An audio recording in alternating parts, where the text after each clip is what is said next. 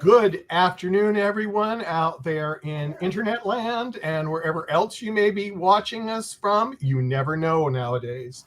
But welcome to Talented Universe on the 22nd of February in 2025. My co-host today is Liz. Liz, how are you doing today? I'm fine, except for the fact that I'm losing my voice. So I'll apologize firsthand for that. But we'll see if we can make it through because this is going to be a really exciting podcast today. It will be. And I would like to welcome our guest. Been trying to get him for a while, and I'm so glad he was finally available. Hayden Maher. How are you doing, Hayden? Hey, g'day, Michael. Hey, Liz. Thanks so much for having me on. Talented Universe is doing some great work, so I really appreciate being on. Oh, we try. We got a bunch of singers coming in the next week too. So, that's great. And we're busy. Mm-hmm. Yeah, I've listened to, as I said to you before we came on, I've listened to a few of your episodes, and one thing that I just love about you guys is your content is so focused on real stuff rather than like fake things, and it's really directed at being genuine, and there's no hearsay, there's no drama. It's just like getting to know one another and really asking some great questions, and I appreciate that from you guys. So I'm really excited to be on. I think it's going to be a really constructive chat, and I'm so glad to meet you. Well, hey, I really appreciate that because we try. It's just so refreshing, because you're so used to seeing in the media, Instagram, look everywhere. It's all just rapid fire, some nastiness. He said this, she said that, but you guys have just got real content. It's informational, and you got some great guests. So yeah, as I said, we do try, but we do have some questions in the chat room from there goes my voice, Liz. Thank you very much. Guys, we need you. Oh, okay. From Justin, he likes to get in. I'm not sure how you want to answer this because I know you have done several films, movies, TV things, that wide range of stuff. So which of your characters do you relate to most? Hey, thanks for the question, Justin. This is interesting to answer. Actually, part B is even more difficult to answer, but we'll get to that in a second. Yes. Yeah, but which character do I relate to the most? Off the top of my head, first thing that came to my mind was a character. Literally, his name is Man in the play. So I did actually the first film I directed and produced back in Australia was a feature-length film based on a play called Tender Napalm, and it's a amazing piece. It's a man and woman, and they're kind of mysterious. You don't quite know their backstory. You obviously don't know their names or anything really personal about them, but you watch them in real time over the space of an hour and a half, 45 minutes, go through an experience of dealing with a very recent trauma and how it affects their relationship. It's a stunning play, and I've seen it live a couple of times, and we created a film about it called Grey. And that character, a lot of things really hit home with me. It's not quite specifically laid out what the trauma is and what they're both suffering from, but you can plant your own thing in there. And for that reason, because there was so much mystery around what had happened to these characters, you can really put your own things in there and create the life from there. So, hey, I related to Man from Tender Napalm probably the most, which is an interesting sentence to say out loud. And here's the part that you did not want to really answer, but which of your characters do you relate to least? Good on you, Justin. This is a hard-hitting question, getting right into the bones of it. Which character did I relate to the least? I went to drama school. I did 3-year acting degree at QUT, which is an acting school in Australia. And in acting school, you're forced to play characters well beyond your age and probably well beyond your means as a student actor. But that brings me back to a play we did called Julius Caesar by William Shakespeare, very famous play. Heard of that one? No, Never heard of it? No, it's never a heard. Yeah, small right. little thing. And I played a bunch of characters. I was pretty much ensemble. And I had one amazing character that fit me perfectly, that was like in their early 20s and a kind of like a servant boy, and I had this great monologue. Loved that. But I also had to play like an 80-year-old man, and that is just kind of hard to overcome as a dude in his early 20s. But great little speech, had some good time on stage with my mates in that show. But that's a stretch. That's hard. But did that help you in any way in your acting, learning how to deal with that, or do you just wish you just hadn't had to deal with it? No. The experience of acting school and being forced to play roles you'd never play is so, it really makes you dive deeper into your craft and try and broaden your skills. Like the physicality of someone that age, trying to figure out how and why they walk a certain way, what ails them, and how can you portray that just from a limp or something as simple as that. How are you walking? Purely physically, it's a big undertaking, and it's hard to maintain and have consistency and continuity throughout the play. When you come back on a second time, you have to get into character, and you've just played another 2 characters in between. So that experience, you can only get that experience in a school setting. And it really, I believe it really just does help you understand where your craft weaknesses probably are and where you actually excel as well. So no mistakes, no regrets, just learning. I kind of have a question. Excuse me. Oh, Liz, your poor voice. I'm sorry. No, it's like gone. I have a question kind of in regards to that. We already know, of course, that you're an amazing actor, you direct, but you also host or a co-host for another podcast program, Blondies Out Loud. But with what you were saying regarding going to school and where you went to school and going through the different classes with the theater, what was your earliest thoughts of getting into the entertainment business? How old were you and what pulled you into it?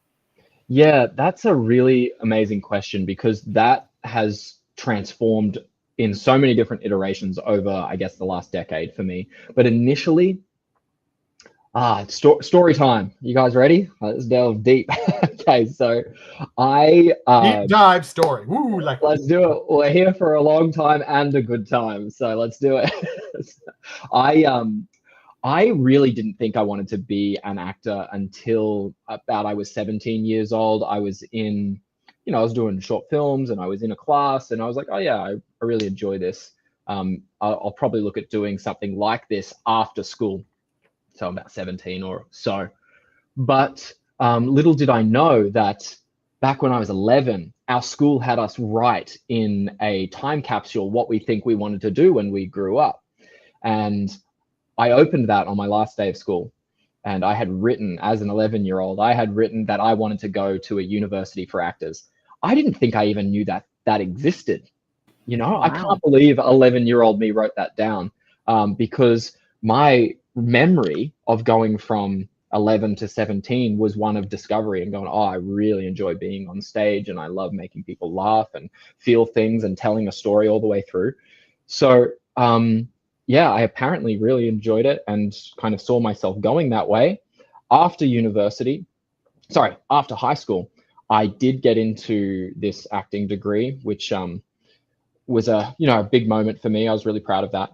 And I look back, we watched another weird thing, but we did audition tapes to get in. You have to obviously audition to get into almost every school. So on the last day of university, we all went to a friend's little theater room, and we all watched our first audition tapes from the first, that eventually got us accepted into the course. And I was easily, guys, I'm not kidding, I was easily the worst actor at the time watching those auditions. And I'm like, wow, why did I think I could do this? What delusional 18-year-old Hayden thought he could do this? Anyway, the teachers obviously saw something in me, accepted me into the course, and I ended up being receiving top marks by the end, and being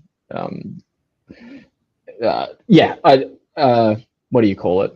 Like a school alum for high marks at the end of that course. So Okay. I just applied myself and did a great job. But there was a distinct moment in my first year of acting school where my teacher, his name's Ashley Lyons, phenomenal actor, had never taught before. We were his first class, and he was so passionate and such a brilliant mind. He taught us the craft of acting. It was totally eye-opening. I thought I was passionate about acting. I thought that I wanted to do it, and I thought I loved it.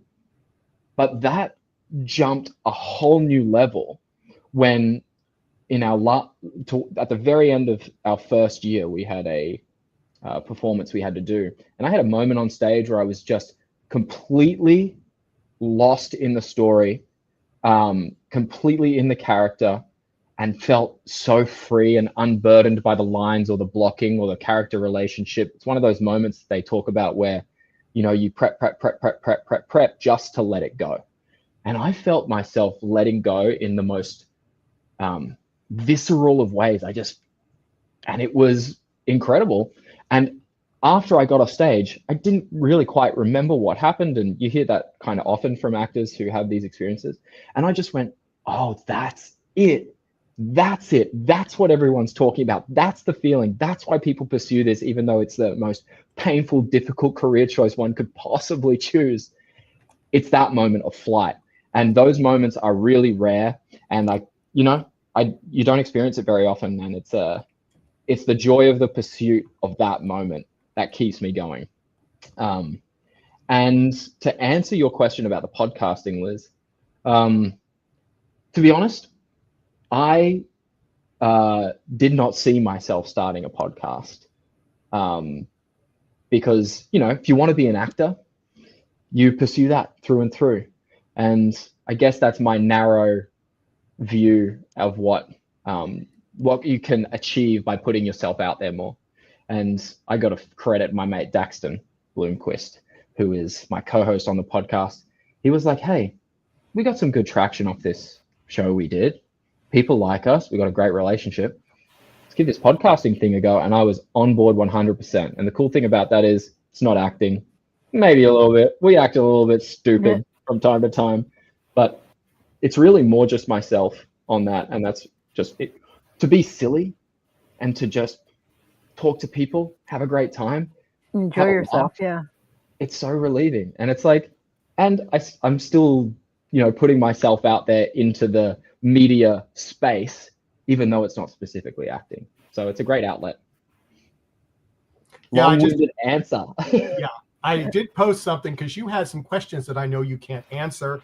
I guess people thought that you were in the DC area, and I go, no, he's in the LA area. And Papa Socks. I wore this shirt. Yeah, I know you are. And your blue, baby. And she wants to know about your podcast information, and it's scrolling down below. It's the Blondies Out Loud on Instagram. So hey, thank you so much. That's Papa Socks. Yes. Hey, Papa Socks, thanks for joining us here. That's awesome. Yeah, please go check out the podcast. It's super fun. It's you're not going to learn anything. I promise. I swear on you, you won't learn anything. It is. Oh yes, you will. Fun. Yeah, it's fun. Joyous. At least you'll have a laugh. So it's Blondies Out Loud. You can look it on Instagram. We're on Spotify, the Odyssey app, Apple, Amazon. We have a Patreon as well if you want to get some extra content through the Patreon. And hey, thanks for asking about that. We're growing rapidly. We got our analytics back the other day, and things are moving in an upward trajectory. So that's always good. Now I'll post some of the questions Papa Socks asked. You may know parts of these because I said they thought that. If you've never acted, where would you go for an audition? or how would you get Yep. being in LA? That I think that's, I think it's good everywhere, but some people that might not know what to do. Do you have any suggestions? Yeah, 100%. If you're serious about it, which I think you got to commit if you're going to commit, because it's not something really you can jump in and out of as a hobby. Maybe you can be one in the million that started as a hobby and get really successful, but you got to train.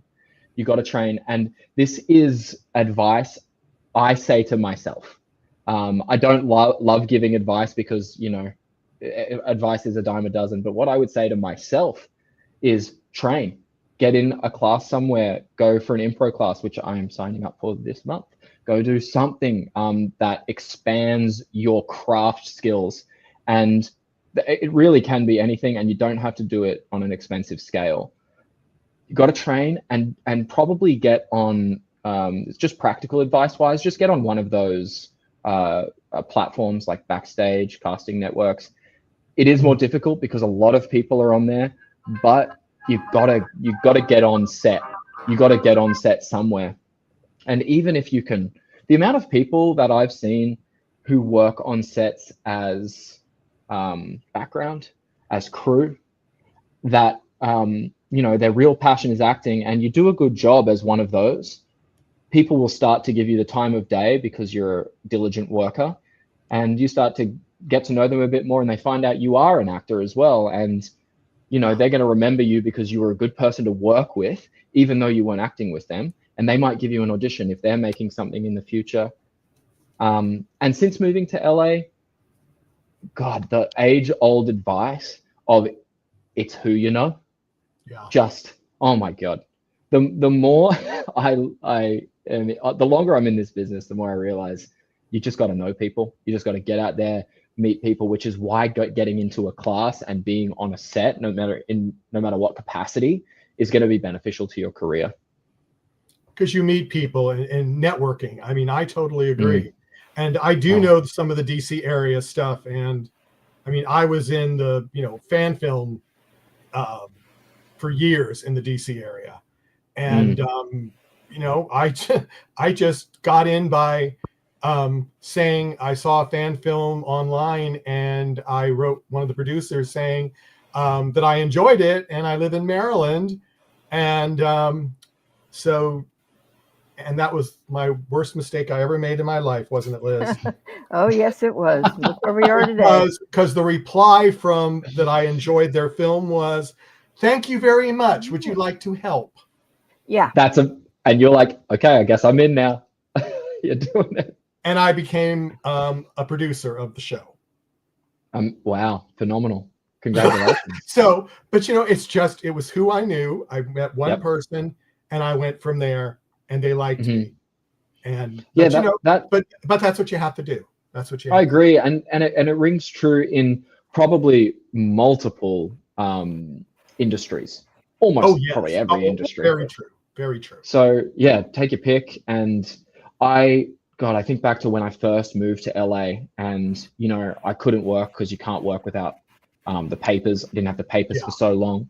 But as soon as I could go and work officially, it just went from one job to the next job to the next job to the next job to the next job. And that's really just because I started working on crews. And I now know some amazing filmmakers here who have pulled me in to help them on certain things before, as actor, as not an actor on some things. So just to help them make a film. And it's really rewarding for someone to see you and go, oh, they're cool. They're really easy to work with. And they're willing to go the extra step to make sure the job's done correctly. I think that holds a lot of water. Yeah. You had said that you've been pulled in to do things, not necessarily acting, and we already know you've got the acting and the producing under your belt. Of all of those things, though, which do you actually find the most enjoyable? It other than the acting, which is my first love, and probably always will be, directing's amazing. Directing is such a creative experience because you oversee the entire thing, and it's your vision And it's important that your vision is crystal clear so everyone else can help you make that come to life. Yeah. And when I first directed, I really understood what I didn't know. And I was like, okay, if you want to do this seriously, you do have to commit a lot of time to it. And again, that's being on sets. And ever since I did that first directing role, I was like, okay, I've got to go work in the camera department. I've got to go work in the lighting department. I've got to go understand how sound works, because you have to just have kind of a general knowledge. People are going to be experts in certain things. And when you bring them on, you have to trust them to do their job and bring their craft to it. But a base knowledge of how the whole thing comes together in the look is obviously essential for directing. Acting side of things, when I direct actors, I'm so comfortable doing that. And it's everything else that is a struggle coming from the acting side. But you apply yourself, you learn a little bit each time. Yeah, I totally agree with that. Experiencing, if you can get into some small little production and just even, work in the background, and just show what you can do. And I guarantee you on some things, especially if it's a very low budget production, sometimes people don't show up. And if they think that you could do something, you might get thrown in front of the camera, and then you get your break. I mean, but you just never know. You just never know what crazier things have happened for sure. Yes. So go for it, everybody. But Papa Socks has one other thing. Let's go, see. Papa Socks. Papa Socks and Justin putting in the hard yards here. Oh, thanks, I know. Yeah. I think I'm going to throw up Justin's first, because I was great. If you could co-star with any A-lister, actor or actress, who would it be? And if you have troubles deciding on one, I'm going to let you make 2 or 3. Oh, that is extremely generous. Thank you. I know I couldn't do it, so I just sorry, Justin. As an actor, you're asked this question really regularly, and my answer has rarely changed. I think Christian Bale is one of the greatest actors of our time. I don't know him at all. I don't know what he's like in the day-to-day, but when I see his performances, I see the transformation from one to the next, and I'm like, he must work so incredibly hard, harder than anyone else. The way he can transform not only his body, but just like the characters he can bring out of himself. My God, it's transformative, and it transports you right into the world that they're in. And man, I went through a binge of Christian Bale a long time ago, and I just think he's phenomenal. So that was an easier question. I shouldn't have given you the out. I'll remember next time, babe. But I think there's so many amazing actors around at the moment. I've been Lupita Nyong'o, I think she is phenomenal. She brings this like rawness to all of her performances. They're so subtle and so scary at times, especially with the thrillers and the horrors that she's done. I believe it was Us. Was she in Us? Yeah, it might have been that. Yeah. And obviously she won the Academy Award for 12 Years a Slave. And oh man, I think she's probably one of those people as well, so incredibly committed to her craft. And I could be wrong here, but I also think she gives back a lot to charitable organizations and things like that. And that's really inspiring to me. That's something I'm learning more about myself, that's something I want to do as I, build some kind of career out of this thing. And I'm understanding that it's really the giving back that will fulfill you and make you happy at the end of the day. So I respect that she's like that as well. Liz, do you want to go ahead and ask him about his little charity work that he does? I was going to get to that. Yes, I know that you really are into getting actually permanent homes for a lot of our unloved little puppies and things out there. Can you talk more about your side of it, the organization that you maybe helped started? And in the end of that, I would actually like to ask you, have you tried to hook up with an organization that I know that's in the LA area with a young lady? I So, would love to hear about that. So let's get into that as well. But yours first. so it's a long story and it's a long personal story, so I won't get into it. But I was married. I am no longer. In that marriage, we had a dog, and his name's Archie. The best dog ever. I raised that boy, and dogs are special little animals. And I no longer have him, and that broke my heart.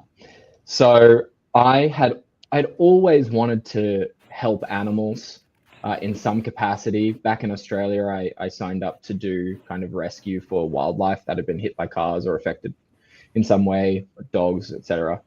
And then once I kind of lost my dog there, I decided that I needed some dog time in my life, and how good would it be if I could go and walk some dogs and help them get forever homes as well.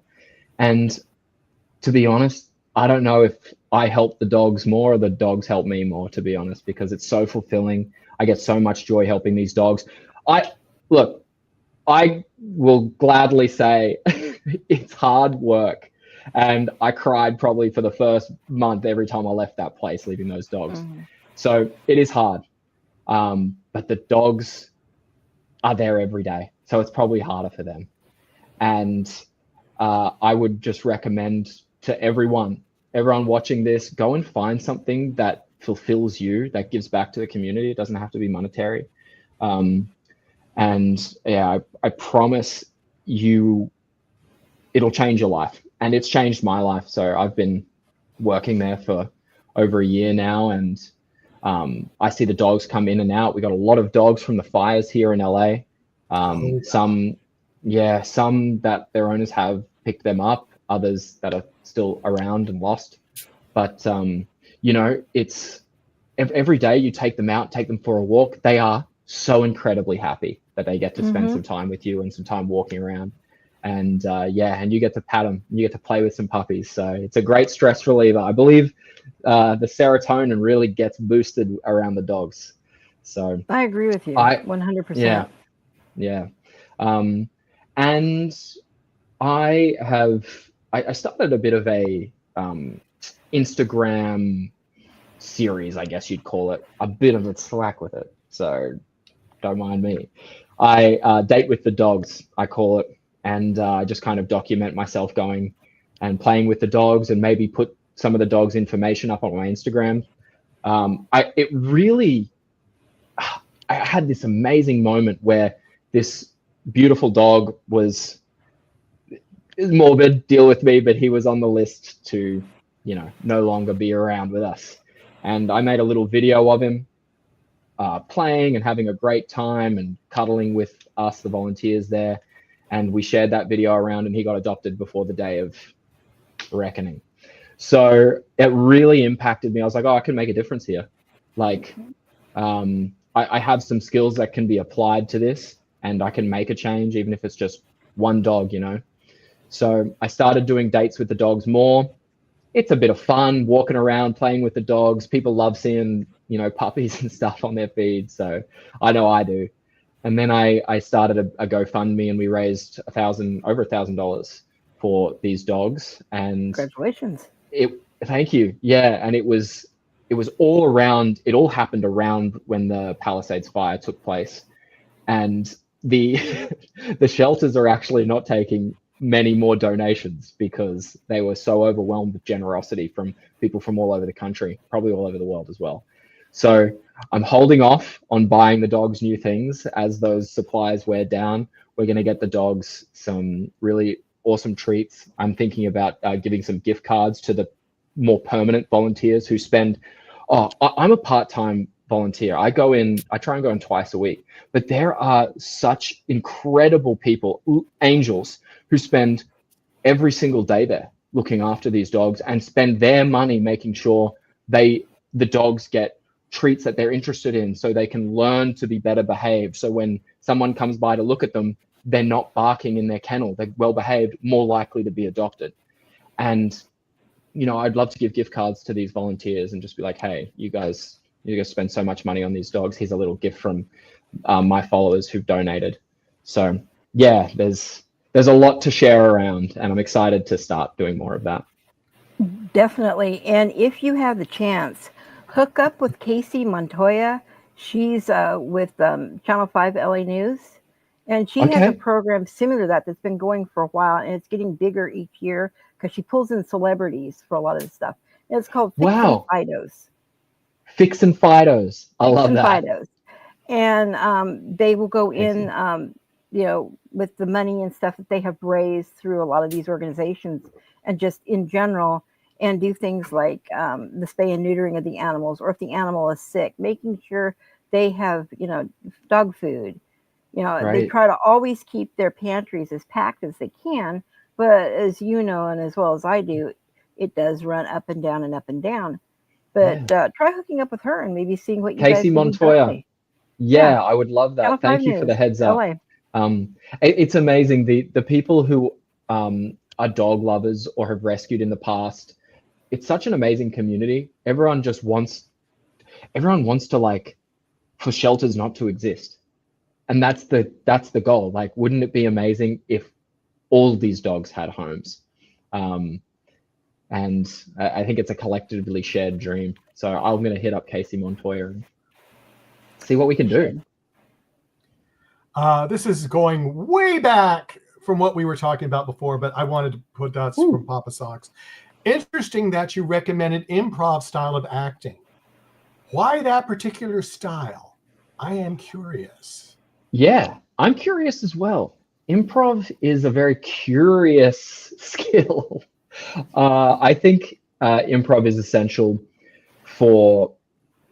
There's a argument to be made that improv is good for everyone in any industry, because I've seen it firsthand grow people's confidence beyond what you could even imagine. I remember one of my first classes that I ever went in. I was fairly young, and there was this really shy girl in our class, and who really struggled to get up. After a semester of doing improv, she blossomed into this totally unique individual that didn't mind, putting herself out there with risk of being embarrassed and silly and stuff like that. And she just entirely changed. And I found that so inspiring. And I think anyone could benefit from doing improv, thinking on the spot. You're making new friends. It's fun. It's funny. Obviously, improv doesn't always have to be funny. Actually, some of the best improv I've ever done has been more dramatic focused, which is really interesting. But the reason I want to get back into an improv class is, one, I'm a little rusty, and if you don't keep a skill up, you're going to get rusty. And two, the podcast that I'm on is inherently silly in its identity. And I want to make sure that I am in peak condition doing these podcasts, making sure I can really listen to what's going on, listen to my guests, listen to Daxton, and that it's going to help me. Doing improv is going to help me listen and respond in the moment, rather than coming forward with preconceived questions or a preconceived idea about how the interview is going to go. So it's a skill that I know I need to improve on. I used to do so much improv. I would even say once upon a time I was good at improv, believe it or not. It's been a long time. So I think, as an actor, it's a great skill to have. I would agree. And as you know, a lot of our thing is improv, because we never know what we're going to talk about sometimes. So it just all depends how the conversation goes. That's it. And I think it helps you become more empathetic. Like you're really watching someone, you're really listening to someone, and you guys do a great job of that. And it makes things like this really fun, really fluid, and unpredictable in a great way.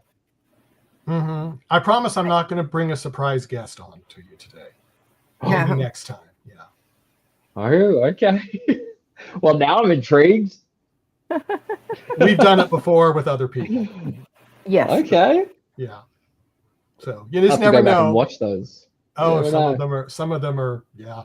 know. Some of them are very interesting back in the day. But Oh, really? Especially the person that we snuck somebody on to surprise, the surprise party then wants revenge and sneaks somebody on the other person's program. Great. I'm here for that. Revenge on the podcast. yeah, it was very interesting. Yeah. So Oh, that's you know, amazing. or they mention somebody's name, and I get on the phone and say, "Can you pop in? They're talking about you." And then No Yeah. way. we did it, and they popped in, and they about died. Oh, Michael, you sneaky bugger. That's hilarious. Yes, I got Nothing a is ever reputation safe for a with Michael. while. Hmm? I said What was nothing's that? ever safe for you, is it? No, it's really not. No, one of our other This is why you co-hosts gotta used to call me Cheshire Oh, really? because Yeah. they would know what kind of face I made when something was going to happen, Very and they devious. started learning when I made a funny face. They knew what that meant, that something was going to happen, and some special guest was going to pop in. And Well, I will keep an eye out for that grin, Michael. That cheeky, Yeah. devious grin. yeah, I haven't done it in a while. I've tried, but Uh, you know, it's all the people I know now are a lot busier than they were at that time, yeah, yeah. or they're I have a not. question. They're not local. Go ahead, Liz. I have a question for you, Hayden.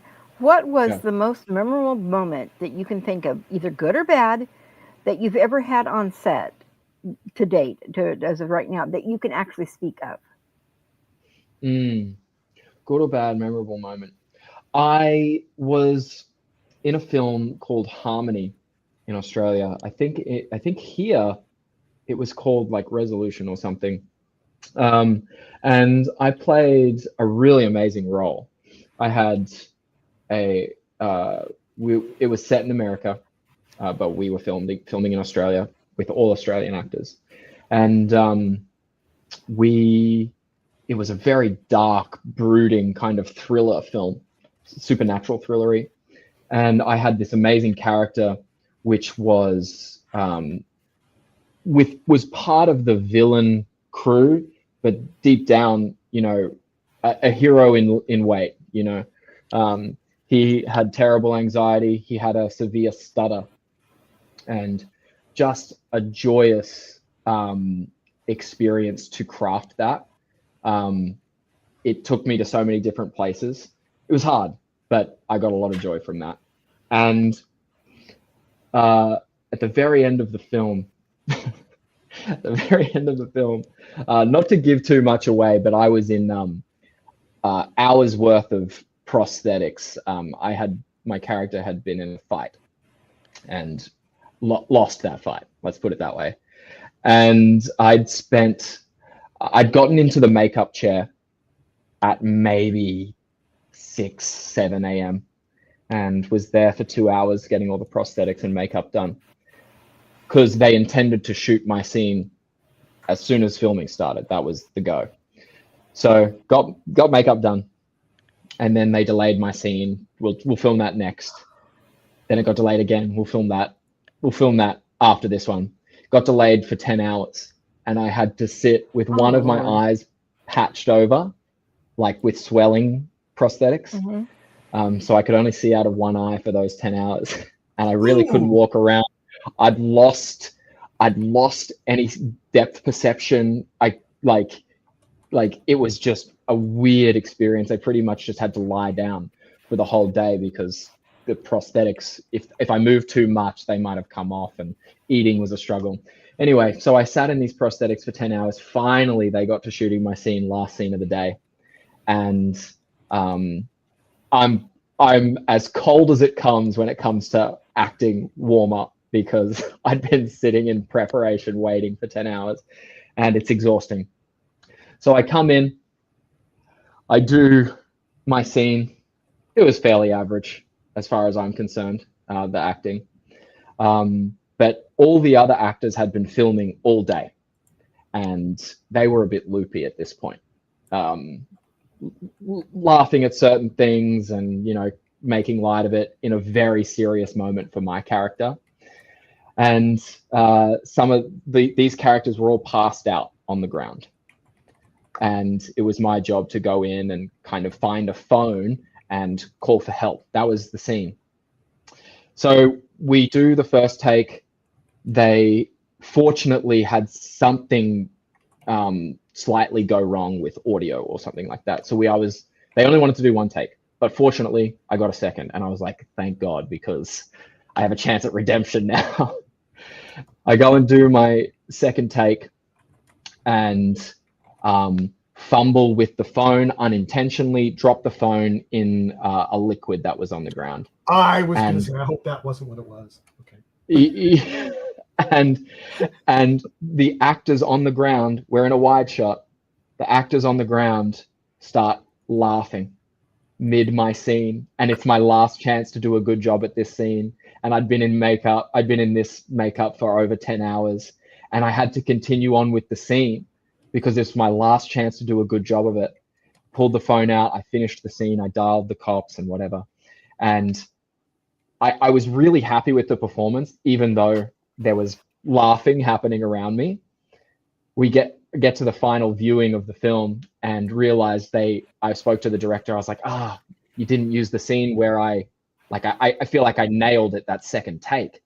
I was like, you didn't use that take. He was like, yeah, everyone was laughing in the shot, so we couldn't use it. And I was like, it just goes to show you have to be on your game from take one, because something's going to go wrong and it may not be your fault at all, and you may nail it, but they'll have to use the take that they have to use. And so I learned a valuable lesson, and I was mad at the other actors for ruining my second take.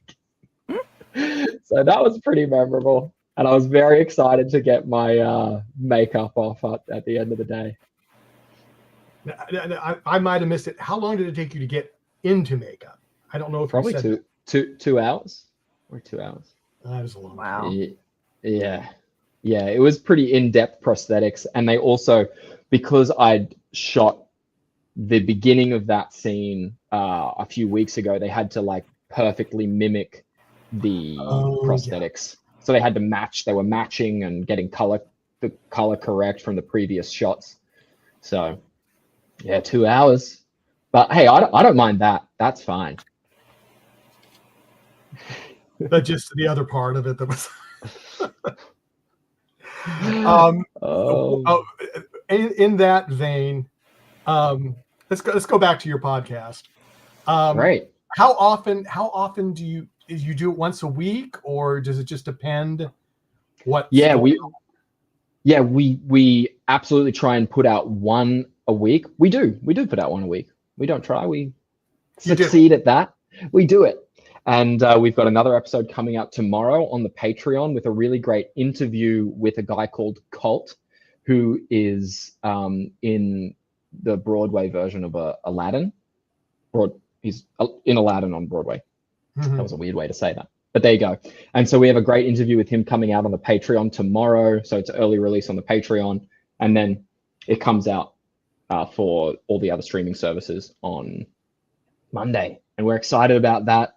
It's we film our podcast whenever we get the chance to speak with someone. So, and it'll give us a bit of time to edit it in between.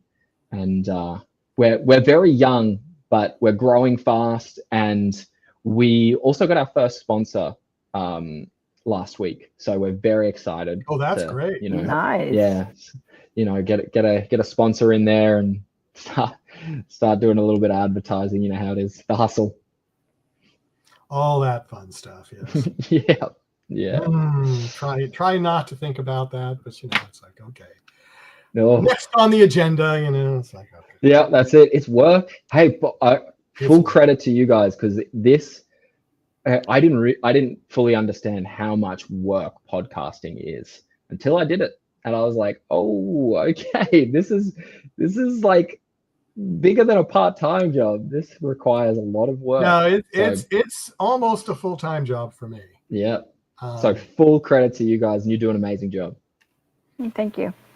Yeah, we enjoy it, but we do have a lot of support people, and we do have a lot of other hosts, which really helps us to do what we do. I mean, we've got on the network, we have at least like 10 shows.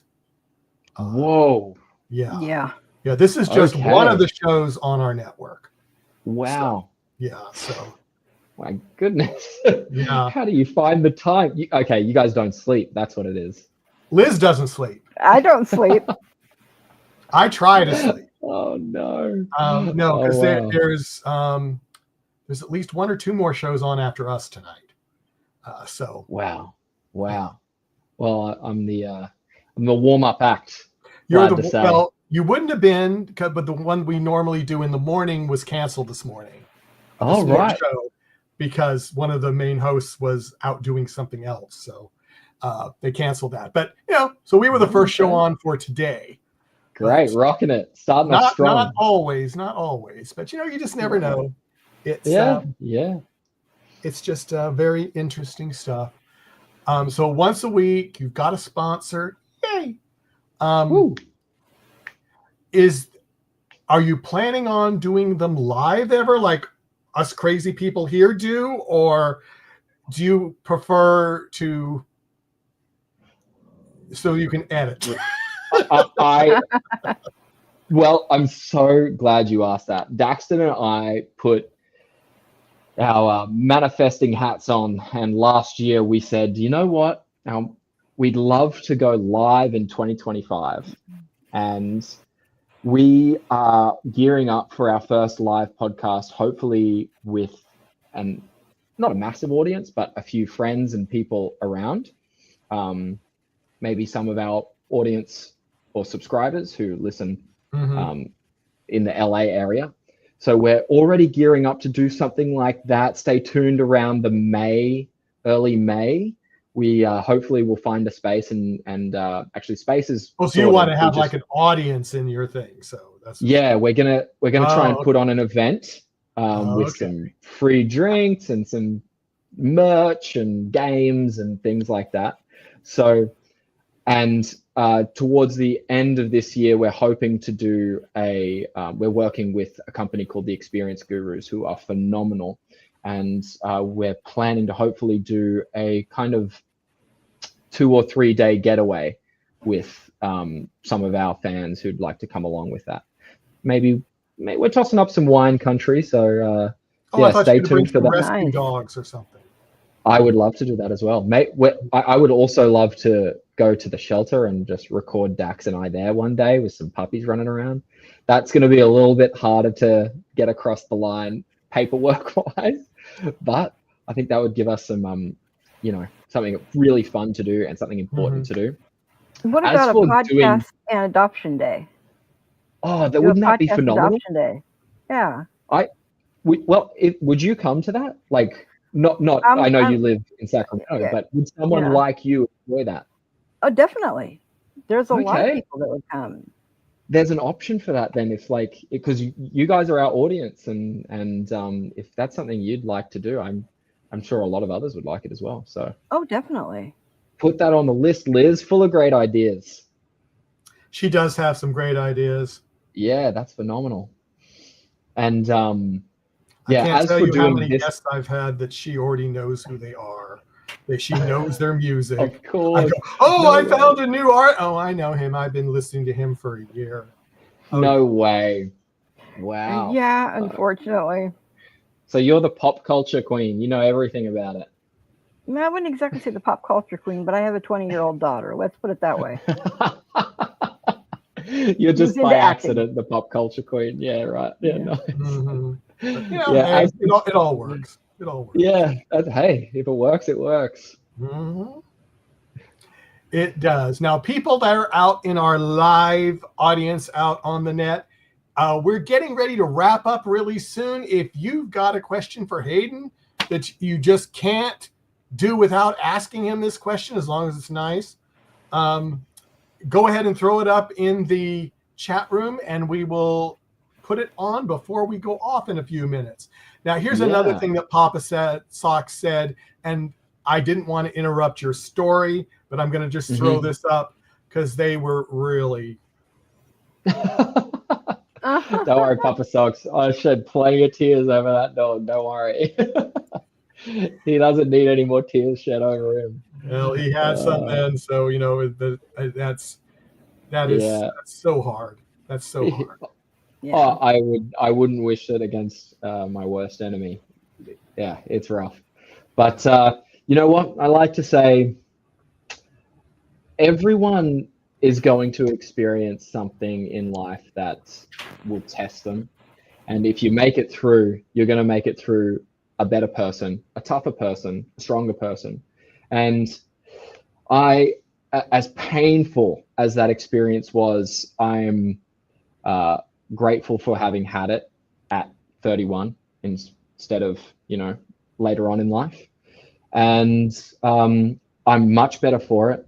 I'm stronger because of it. I think the next time something terrible happens, I'll be better equipped to handle it, and be stronger for my loved ones or the people around me who might need me to be stronger in that moment. And no one gets to avoid the hard stuff. You don't. No one's lucky enough to skate through life without really difficult things happening to them. So the sooner it happens, the sooner you can become the person you were always destined to be, because that was going to happen to you at some point. So, or something difficult was going to happen to you at some point. So I'm, life's tough, and sometimes you got to pull your socks up and move on. Liz, is there anything you'd like to say finally, or ask Hayden that you totally missed that I was supposed to ask him that? Papa Socks got in there, and Justin got in there with a couple of mine, but I do have one last one. That's where would you like to travel, or maybe shoot a new movie, or even your podcast with? Anywhere in the world, where would be your number one place? Phenomenal question. Okay, if I was to do like a travel journal with the podcast, top of my list is Japan, for culture, for food, for sights to see. I don't. You're in trouble. Yeah, you're in trouble. You're in trouble. Whoa, no! What have I said? The Tomorrow Morning Show. Oh, you're in trouble. The Troublesome Twosome, which is my show and a friend of mine's, and we do everything Japanese culture, Japanese movies, Japanese food. No way! And we're reviewing Japanese movies right now. A lot of the anime for it. Get out of town! That's amazing. Yeah. Okay. Well, tomorrow at 7 a.m. So if I do that, I know who I'm calling up for an interview. Be like, Liz, I need to know everything about everything Japan. Teach me. Well, actually, it would probably be more either my nephew or my other co-host with this, but we're all pretty good with it. My nephew spent 5 years in Japan in school, and his fiance did the same thing. She's half Japanese, and she also spent 5 years internship in Japan. Wow, see, that's phenomenal, and I just hear it's one of the most beautiful places to visit outside of the cities as well, like landscape. Because my podcast audience knows this, but I don't do too much partying. I don't really drink. I don't party too much. But there's something about the Japanese culture, the cuisine, the skiing. Man, that's my style. I'm just a big travel fan. I spent about 2.5 months traveling China, backpacking China. And that really opened my eyes to just how grandiose this world is, and how no matter how hard you try, you're probably not going to see everything. But I'll give it a shot. That's for sure. Enjoy it while you can. Yeah. All right. So Japan, look, America's great too. If I could see the whole of America before I get out of here, then I'll be stoked. Americans who have lived here for 70 years haven't seen the whole of it, so you're doing good. We're ticking states off the list one by one. That's what you have to do. Yeah. It's not easy. My co-host Daxton has actually been to all 50, so I'm chasing him. Oh wow! Yeah. Yeah, that's an accomplishment, especially a couple of them. Hard to get to. Ye They're olde hard to Alaska. get to, and there's lots of open space in a lot of them too. So Oh, yeah, that's true. That's true. Yeah. but anyway, but I do not see any questions. Hayden, is there anything you want to close with? Well, man, thank you for the opportunity, you guys. This is really fun to dive deep. I don't get to, I'm a pretty, when I have people on my podcast or when I meet someone new, I'm always asking the questions. And I hadn't realized how much I feel like I have to share and how much experience I have and how much life experience I have as well. And you know what? In a weird, borderline narcissistic way, it's kind of nice to answer some questions and tell you guys a little bit about my life, because I don't get that chance very often. And I find other people so interesting, and I find their stories so interesting. And you know, I really enjoy hearing advice from others and how they've got to where they are. So yeah, it's nice for the roles to be reversed, and I appreciate the time, to be honest. And your energy, your vibe is very easy to connect with. Thank you for that. Yeah, and Roger Noriega gave us a like on Facebook. Thank you, Roger. He's the head of the network. So yep, Roger, the yeah, head of the net. Oh no, nervous. Oh yeah. Did he like it? oh yeah. Woo. Oh yeah. Yeah, NTV Media, Roger Noriega. So amazing. Thanks, Roger. Thanks for having me, Roger. Yeah. So on that note, since I haven't seen any new questions, Hayden, we are, on behalf of Liz and myself, we are so happy that you came. Been trying to get you on for a little while. We were having a lot of technical issues. Yes, but, a few resolved, NDAs. which we were so happy about. And honestly, we would love to have you back again if you just want to shoot the breeze or talk to Liz about Japan stuff, you know, whatever. Oh, that's really sweet. Thank you, guys. Yes, thank you so much. I've thoroughly enjoyed myself, and maybe next time I can learn a bit more about you guys. Yeah, well, you know, we try to slip it in every once in a while. Good. But to all of our fans, let me just go over what we've got coming up on Talented Universe in the next couple of days, which is quite a bit. On Monday, we have Darius J. from The Voice Season 27, 1 p.m. Eastern, 10 a.m. Pacific. On the 25th of February at the same time, we have Andre Pranilla. He is an actor and a future singer-songwriter. He's another one of our vertical drama people. And on the 27th of February at 1 p.m., 10 a.m. is Connor James from The Voice. And March 3rd, we have Tyler K from The Voice, 1 p.m. Eastern, 10 a.m. Pacific time. So those are the ones that I have totally so far. I've got someone else, another one of our vertical drama people from Australia is coming, but we haven't gotten a time. With the time difference in Australia, it makes it a little more difficult for us to get something that works for everybody. But on behalf of everybody else, thank you for coming, and we'll see you next time. Bye-bye. Thank you all. Thanks for the questions. Bye.